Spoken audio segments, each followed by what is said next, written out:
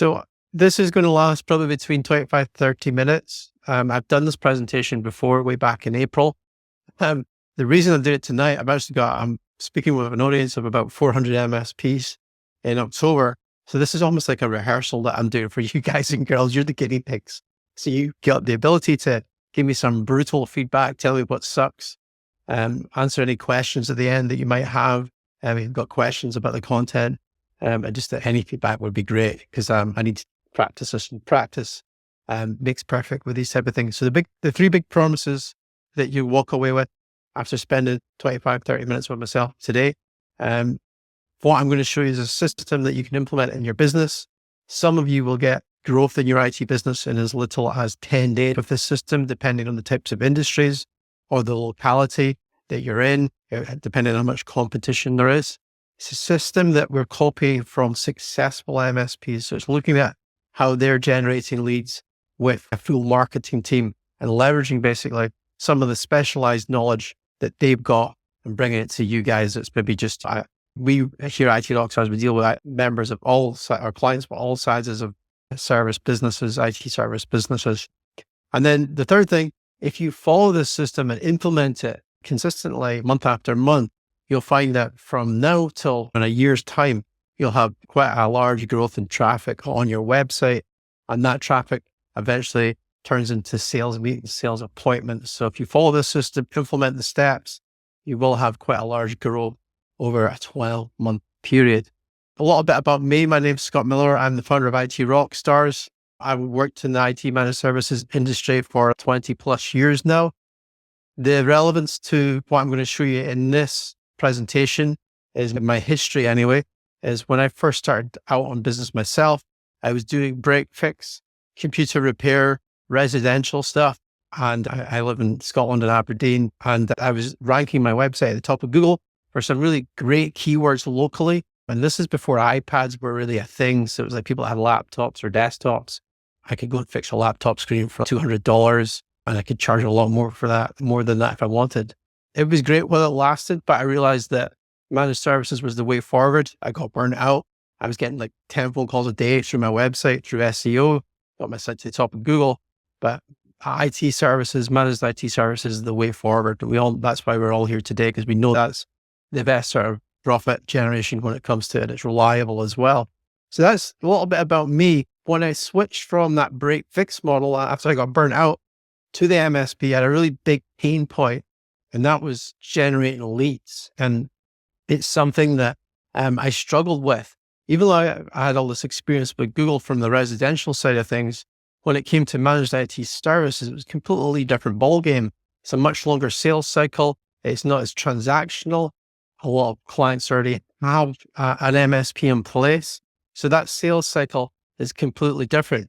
However, things are changing with that now. The younger generation are coming up. They're doing a lot of online research when it comes to managed IT, who they're going to use for their business and things like that. So having a presence digitally is really important now. But that was the biggest pain point that I had.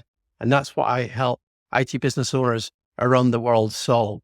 So casting back your mind to 2020 or prior to the pandemic, if you cast your mind back to prior to that, if you were on Teams like we are today or Zoom, it was something quite special. It wasn't the way that business was really done. It was something that was special. But the pandemic forced us all onto Zoom and Teams. And now it's really just a part of our life, doing business on these platforms. And as I say, this webinar is proof of that. So you probably find, certainly I do, that when I meet with a prospect or a client, they much prefer if I just meet them virtually, they go and actually sit down with them. Obviously, there is still a need for that on the presence support that's required. But Teams and Zoom are really, they're there now, and these video platforms. And that change it's subtle, but it's actually opened up a large opportunity for you that I'm going to talk about today. And the opportunity is really going from a local IT services firm focused on local clients to looking around the nation or the globe for more of a global reach for your IT business. And we've got a couple of members here at IT Rockstars that are actually, I guess they're ahead of the curve when it comes to this. So they've embraced this non-localization they've created partnerships with other local MSPs in the area. They manage the contract and the commercials, and the local MSP is maybe like boots on the ground when they have to go in and turn off a server or a switch and going back and turn it back on. So these sort of partnerships, I've seen many of them form. And because we have the internet, we've got places like IT Rockstars, there's the Tech Tribe, there's all the Facebook groups, places like Reddit as well. It's really easy to find local MSP that can help you service that local presence of a client. So it's a big opportunity. But most MSPs that I speak to, 99% of them are still focused on that local market. And I'm going to show you today a little bit of a way how you can leverage what's happened since the pandemic. And going back to the lack of leads that I had, one of the things that you have to think about with this, and let's look at a story or an analogy that I've got here on the slide. Aluminium is, I'm going to give you a little bit of a history lesson, but aluminium it's a metal that was actually really rare. Going back to 23 AD, there was some metallurgists that discovered aluminium, discovered how to actually get it out the ground. And they brought it to this Roman emperor at the time. And the Roman emperor cut the guy's head off. Tiberius cut this guy's head off. Because the Roman emperor was really worried about this metal because it was light, it was shiny. And he was worried about that just like decimating the price of gold and silver. He had a big saving of it. And so it was something that was really quite rare, like leads are in your business potentially.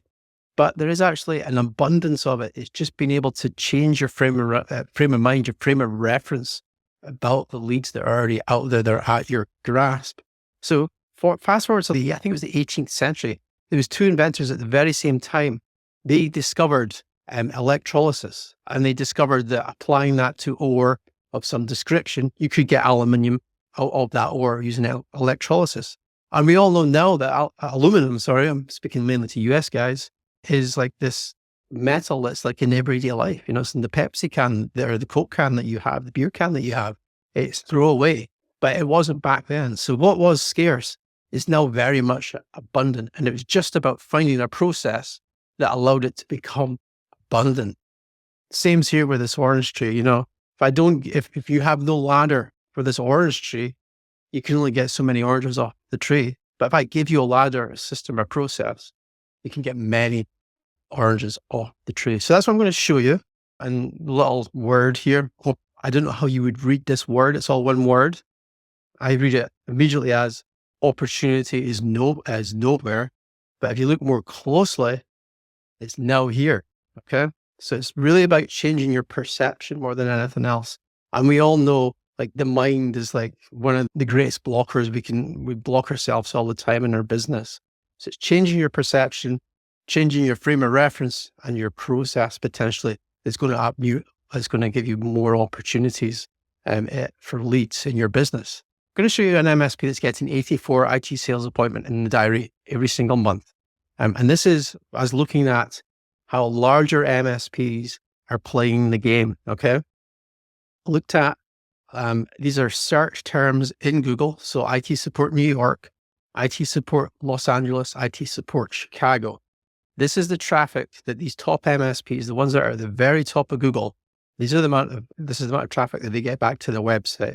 And we can pretty much say, rule of thumb, of the Chicago search, 8,400 people are going to that website every single month.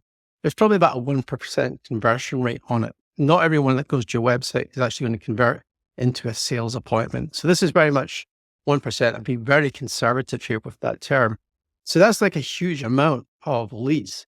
The only issue with these terms is you need huge budgets to compete in this space because it's such a densely populated area. And maybe not where you are, but certainly for these terms, and 99.9% of the competition all trying to go after these similar terms in your local areas. It's like a losing battle. You're basically just going to be joining the rat race, trying to go after these local terms in the search engines. It's not worth the hassle. And I get people coming to me, and I could quite easily go and take someone's money and rank them at the top of Google for one of these terms. It's quite an easy thing to do. The main issue with it is the fact that you can't guarantee the position. So I can go and spend like $10,000 in a month on backlinks and having the best SEO. But to tell you the truth, when it comes to these terms, they're so competitive that you're not going to be able to stay at that position one for very long. So what's the alternative? How do we get around this from a search? How do we change our context? How do we change our process? Where's that ladder that we're looking for? Where is the electrolysis process that we're going after? I call them shadow keywords, and something that's known as the golden keyword ratio. I'm going to show you an example of a shadow keyword. I've got a couple here. A shadow keyword is something that's very niche specific or niche specific. Maybe you're serving a particular type of client in a particular industry. The other thing about shadow keyword is it has low competition in the search, okay? So there's not many people that even know about these keywords. And I've got two here up on the screen. They're fairly obvious when you look at them, but if you look at the volume behind them, there's no competition for these. So the first one I've got here is for my UK friends, Cyber Essentials Cost. Cyber Essentials here in the UK is a type of accreditation for cybersecurity and compliance. Looking at someone that's on Google and is searching the cost of that, there's around about there 70 searches a month for that term, but there's hardly anyone that has a page optimized on their website for that term. And the cool thing with it is it's like really low down the funnel. It's like almost at the point of buying when someone is like making the choice of how much does this thing cost before I go and make a decision and buy it. That's like right down at the bottom funnel. Another one we got here is HIPAA compliant IT services. It only has 20 searches a month in the US, but again, there's no competition. No one has a page specifically optimized for this term. So you can basically go onto your website, optimize a page with the right content, and basically win the search for these terms. There'll be very little competition. So if you can build up a number of shadow keywords over time, that can slowly start to draw in traffic. Now, obviously, you don't have the same volume as these IT support type keywords in your location, but the intent behind these keywords is much higher further down the buying funnel.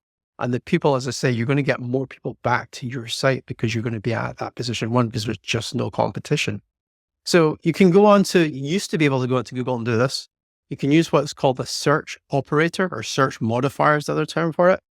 And you can see how many other people you're competing for a particular term. So you would type in all in title and then quotes, the keyword that you were looking to maybe optimize for. Google's actually just like in the last 2 or 3 months taking the results number away from that. You can still go through the pages and just count. There's basically 10 results on a page and you can count that way. Bing still has it though. So you can still, I think, on Bing, you can still do it. I don't have it in this one. There is an operator for Bing. So I have to update my slides, but there is an operator for Bing. Since I did this presentation back in April, there are now 29 people that are optimizing for this term. I did it to an audience of about 100 people and 100 MSPs. So about 20 of them took the advice and went and built a page on here about these terms. So you need to find your own terms, or you can just speak to me here at IT Rockstars and I can show you some of these terms, but they're not to be disclosed because I don't want everyone to know about them. Okay. Because they're really easy to game. So that's like the first thing to do is go and build a page about that. But you will find terms that you've got that golden keyword ratio. They're what I call a shadow keyword, but you are going to come up against competition. And sometimes you'll find that no matter how much you do from an SEO perspective, you just can't seem to get any traction. You're not coming up page one. So I'm going to show you some of the tactics that you can use to come up on page one of Google. The first one is to reverse engineer the search. We're in quite a lucky position when it comes to SEO and the search. And that's the fact that Google reveals its cards, its hand every single day. When you type in a keyword, you can look at the results, or you can basically look into your competitors and see what they're maybe doing to optimize for particular terms. The other way that you can do it is look at Google's patents that they've released. This one was released back in 2017, I believe. And it's all about topical authority. So this is like how they actually organize the search results, why a website comes up near the top than other websites. And one of the main things with this one is that the content on your site has to be topically relevant. and how closely related it is to the other topics that you're talking about on your website. So to give you an example of what this looks like in practice, you would have like your services pages, one of them a service page dedicated to HIPAA compliant IT services. And then you would have potentially 4 or 5 blog posts that were semantically relevant to that main topic. And you can see the ones that I've got here in this topical map. So really what you have to do is you have to identify 5 or 6 keywords you want to come up for, these shadow keywords. And then you have to design a topical map of content that you're going to publish on a regular basis to go after these keywords and optimize for that one page. So you've got the top of the service page, and you've got the blog posts underneath. On each blog post should be interlinking to that services page. And that is one way to achieve higher rank in the search, is by gaining what is known as topical authority in SEO speak. Other way, and this is like SEO 101, but not many people talk about it.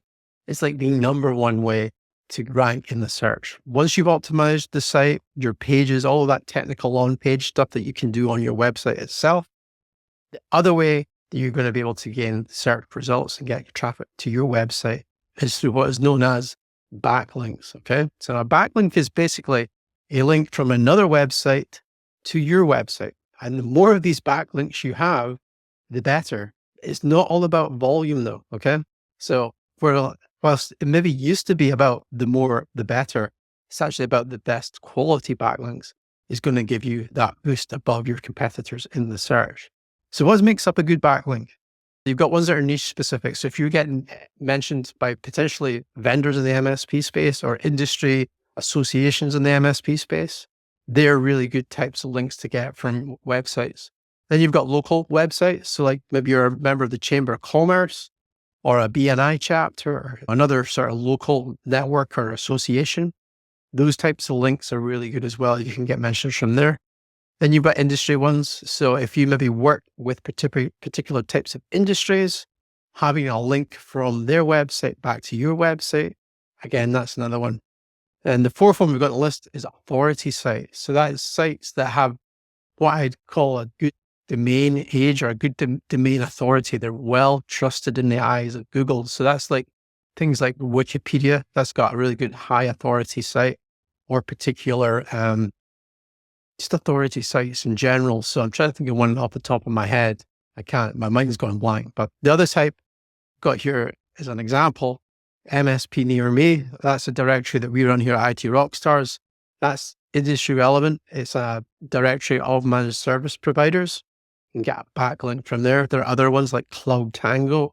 That's another one that I'm aware of. There's a few more like that. They're basically business directories for IT providers. So getting those types of relevant links so that your backlink profile looks natural and doesn't look like you're trying to game the system.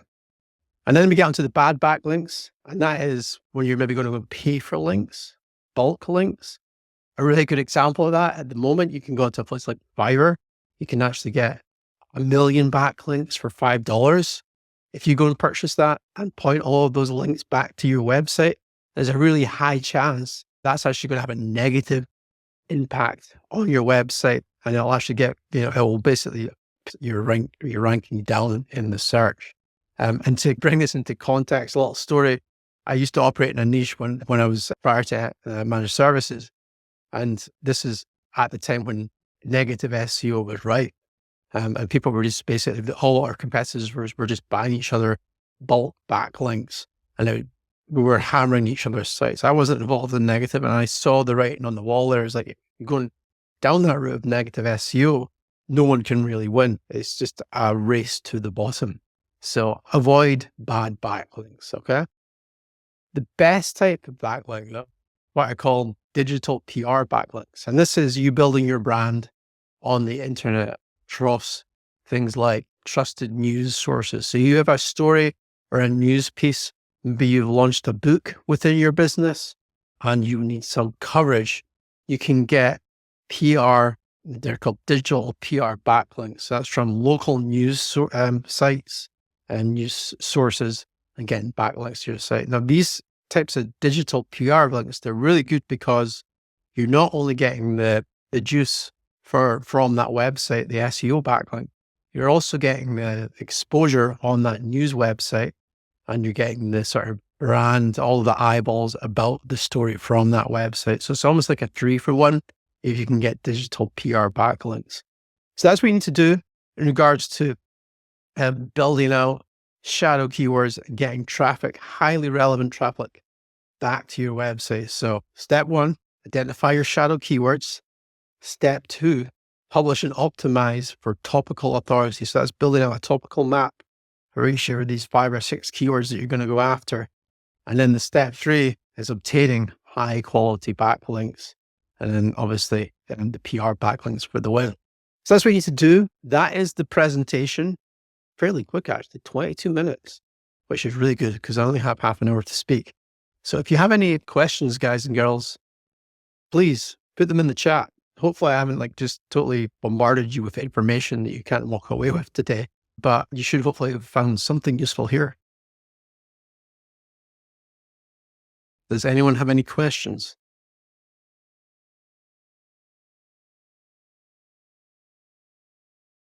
Yes, Yusuf, go for it. Just ask in the chat. Oh no, that was you. Sorry, Yusuf, that was you just saying that you could hear me. And we've got James in here as well. I just met James a couple of hours ago. Yeah, food for thought, James. As I say, it's a longer term approach, but over time, it's going to build with the right content. And that's where we come in here at IT Rockstars for publishing content on a regular basis. That's what's going to get you these results.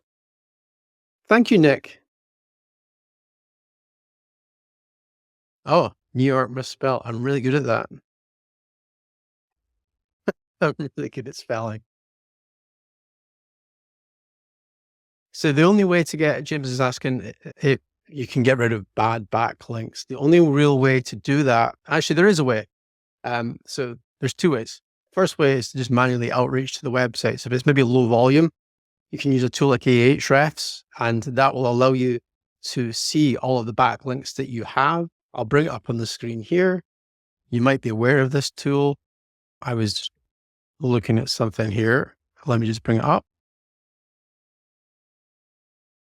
So this is like a random website that I was on. So it's a website called school.com. It's probably used for our membership here at IT Rockstars. But Ahrefs shows you all of your backlinks. Okay. So you can pretty much see all the good ones and the bad ones just with this report here. You can export them. So the first way, if you've got the time, is just to manual outreach and ask them to remove the link from the website. The other way that you can do it, there's a tool that Google gives you access to through Google Webmaster Tools or search. I think it's called, it's Google Webmaster Tools, called the disavow tool.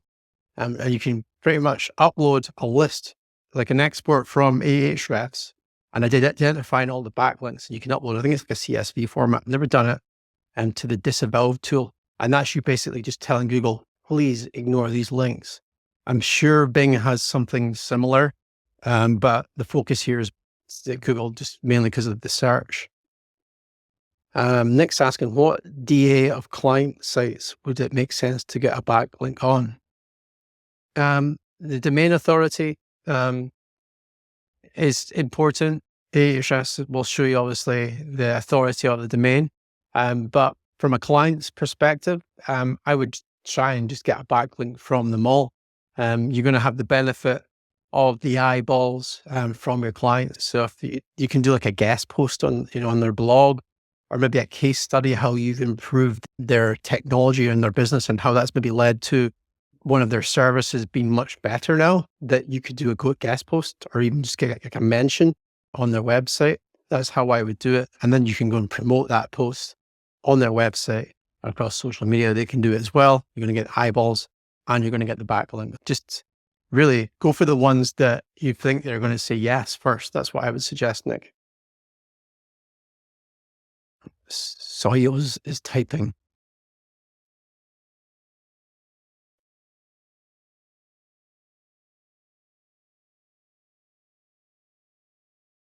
Cool. I can't believe only 6 people turned up to this webinar. Like 60 people registered. So it's a little lesson I learned. I need to do a little bit more reminders, I think. Steve, if you're still here, I'm going to put some reminders in place for our session in 2 weeks' time.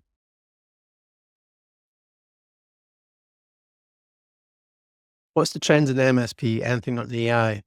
I'm not entirely sure what you mean by that.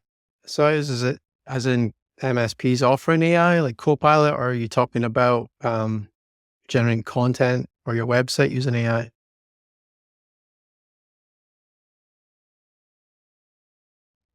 Yeah, Nick, I would forget as well. All right. So it's poor content for your website. From an AI perspective, personally, me, when I come across a piece of content that's written by AI, I can immediately spot it out, can see it usually within the first line of the paragraph. So if I can spot it, there's a high chance that the search engines can spot it.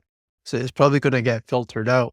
On that point though, Google has a algorithm that it released back probably, I think it was November last year, called the helpful content update. And it was really to stop a lot of AI content leaking into its search results, because Google's number one job is trying to keep high quality in its search results. So the way the helpful content update works is when someone lands on your website, Google actually records via Chrome how far they scroll down the page, how long they're staying on the page, and if they're interacting with the page with the mouse or the trackpad or your finger if you're on your phone. So Google monitors all of that and they send that data back. So if the user lands on your page and is interacting, scrolls down and engages, that's a good sign in Google's eyes. It usually means that the content's quite helpful. If someone lands on your website and lands on a page that isn't helpful or is just obviously written by AI and then bounces back out into the search, that's bad. And Google sees that because the user is bouncing back out into the search. So that's how the helpful content update works. If you can produce content that's helpful, that's what matters. That's going to get you to the top of the search from a content perspective. If you produce content using the AI, it may very well read well and have a correct punctuation and spelling, unlike myself. I can't even spell New York. You're going to find that, it's going to be filtered out. So you've really got to watch what AI content. The way I use AI content is I use it to wireframe content. So I come up with I have to write a lot of content on a regular basis. So I wireframe, I maybe got an idea for a topic. I'll go to ChatGPT and say, how would I do a blog post about this? What key topics within the blog post can I cover? And that really starts to give me a little bit of an outline about what I can write with. And it leads to me. So I'm not just staring at a blank piece of paper or a blank screen. So that's how I use AI when it comes to content. It's just for ideas.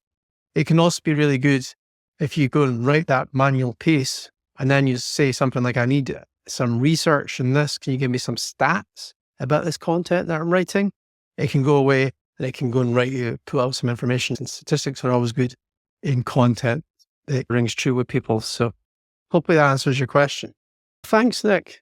And yeah, I hope you're doing well. All right, guys, I'm going to sign off now because it's Friday night here in the UK. It's 7:30 and it is time for a beer. Whatever time in the world you're in, I hope you have a great weekend and I'll see you later.